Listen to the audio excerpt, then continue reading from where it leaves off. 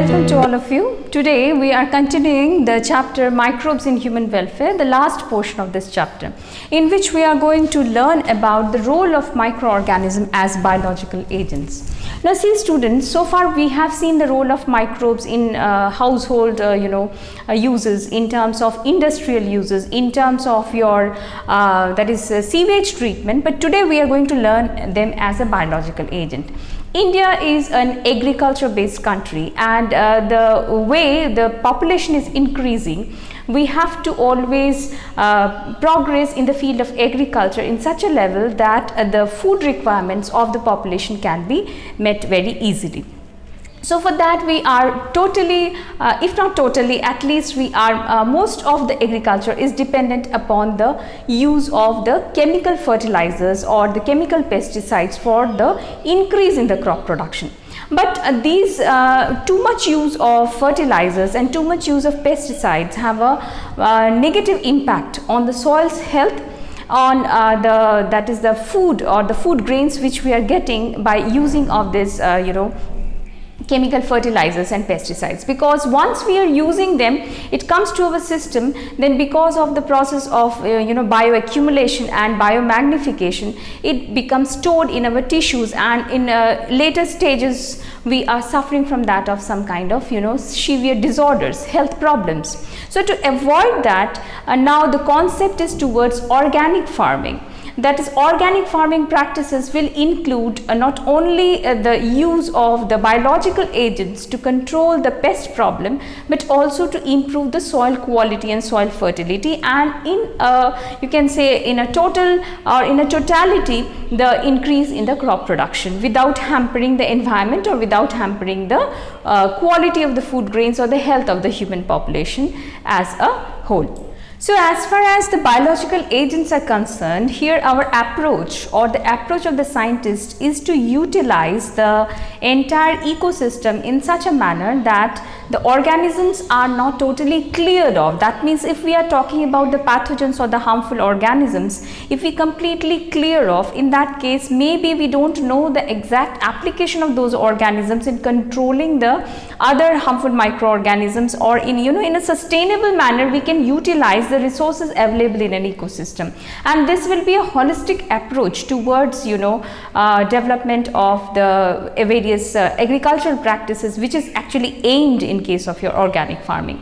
So ultimate approach is to have the microorganisms or even the organisms like that of insects in such a manner that the beneficiary effect of these organisms on the plants can be taken out by the integrated use of these organisms. That is what we call as your integrated pest management in terms of biological control of any kind of pathogens or insects. But here in case of integrated pest management, one thing I would like to say is that in case of integrated pest management, not only the biological agents are used for controlling of the pest, but also we are using to some extent pesticides and insecticides as well, but in a minimal quantity, so that the effect is not so long lasting on the health of the soil, and the soil can actually survive, it can breathe, what we call it as breathing. That means it remains living for a long run in terms of the sustainable form of agriculture.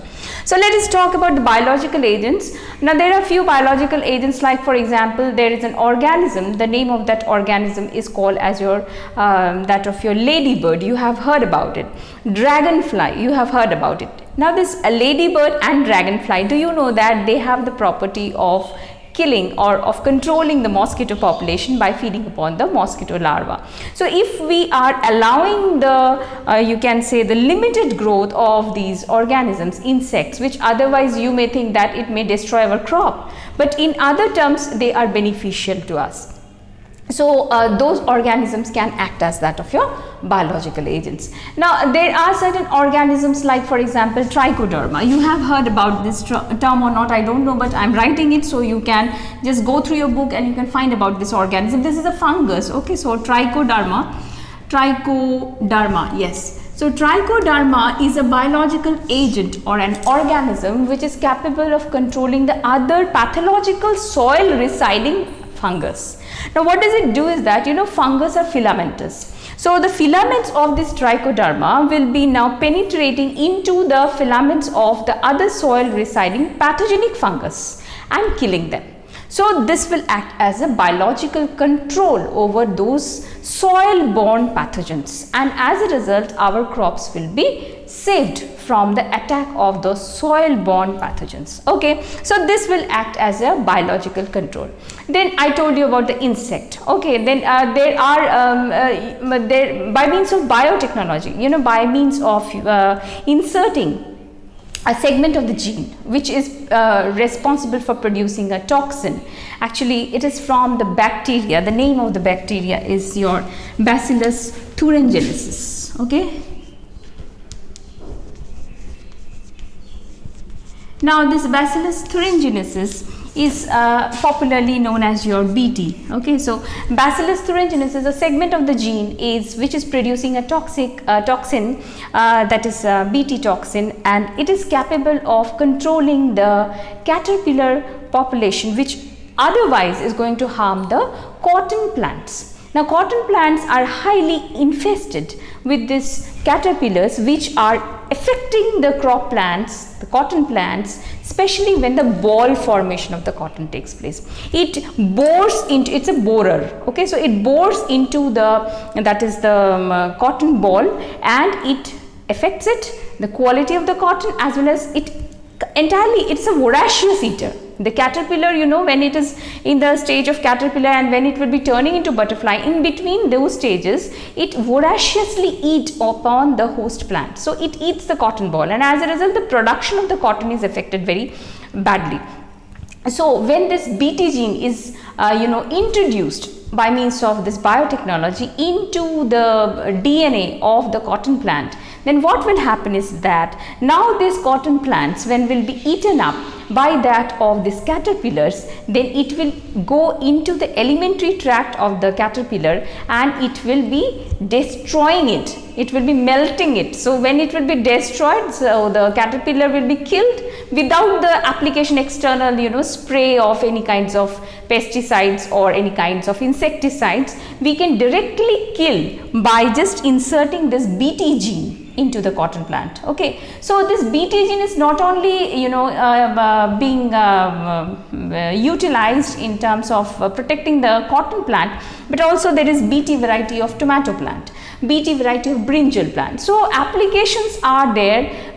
Still more progress is being done in this way of inserting the that is your genes which are producing the toxic substances into the agricultural crop, and this genetically modified crops, which you will be reading of course in the next chapters to come, is so useful in the sense that we don't have to bother about regular practice of spraying them with chemical pesticides and fungicides or like that of your insecticides. So this will act as a biological agent for the control of the insects from that of the cotton plants or that of the tomato plant or the brinjal plant. Then there is another thing which is mentioned in your book regarding the biological agents as that of your group of virus which is called as your baculovirus. Okay, it's called as your baculovirus. Okay, BA.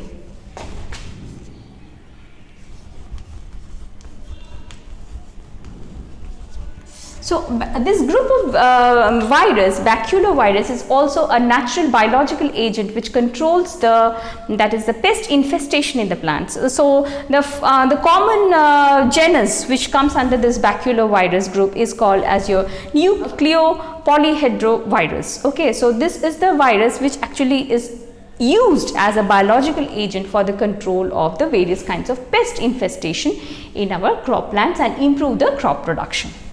The next topic which has been discussed in your book in the microbes in human welfare is microbes as biofertilizers.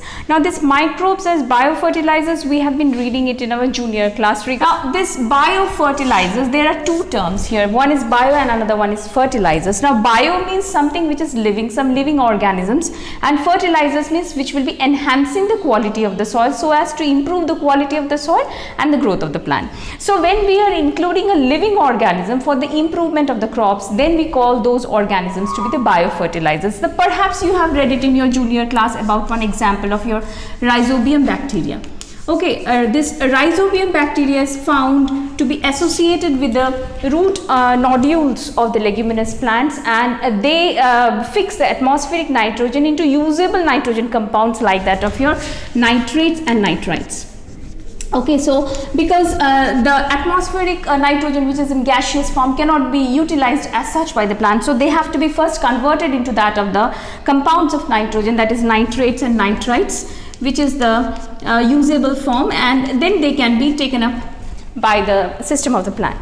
So this organism, since it is used, so it is a biological fertilizer. Similarly, you might have learnt about a group of bacteria which is called as your cyanobacteria. Now cyanobacteria are the group of bacteria, blue-green bacteria, which includes organisms like nostoc, Anabaena, then your Oscillatoria. Now these organisms have the capacity to fix the atmospheric nitrogen and make it available to the plants.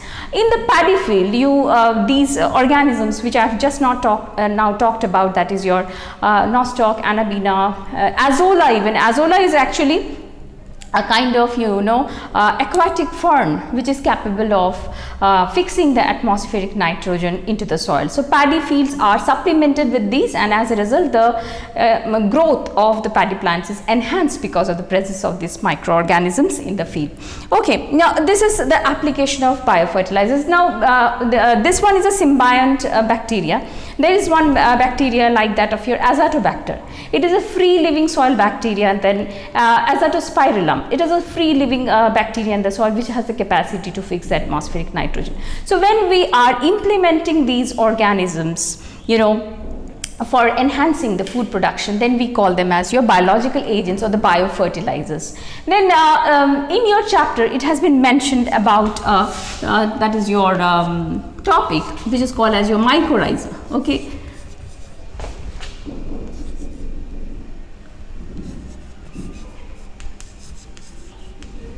Now this mycorrhiza it's also acting as like that of your biofertilizer, in the sense that these are associated with the root hemisphere of some higher plants, and when they are associated, they are capable, this fungus association with that of the roots of angiospermic plants or gymnospermic plants, they are capable of accommodating phosphate from the soil and make it available to the plant for its growth, and in turn the fungus is getting shelter in the root hemisphere of the plant. So this is a symbiotic association of a fungus with that of the root system of that of the higher plants, and as a result the fertility of the soil is maintained, and that is nutrient rich growth of the plant takes place.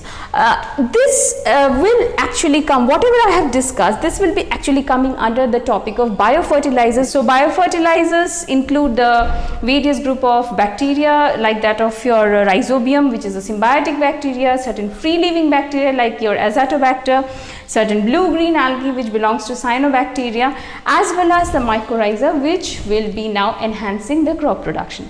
So that was the general purpose of understanding today's the last portion of the chapter, microbes in human welfare.